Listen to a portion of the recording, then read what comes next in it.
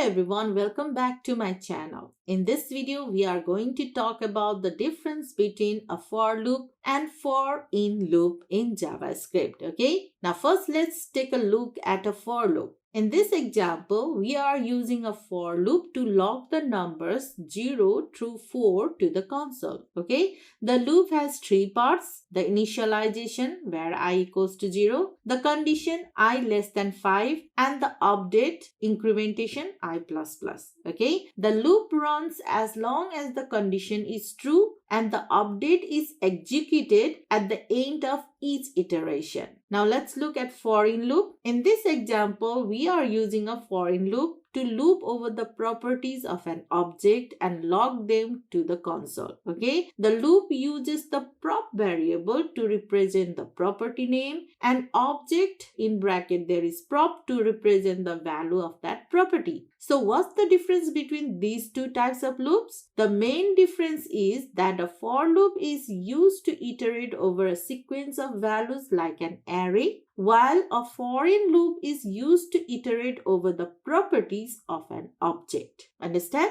Another difference is that a for loop is guaranteed to execute its body at least once, while a for in loop may not execute its body at all if the object has no properties. So it's important to note that for in loops can be slower than for loops, especially for large objects. So it's important to use them only when necessary. Understand?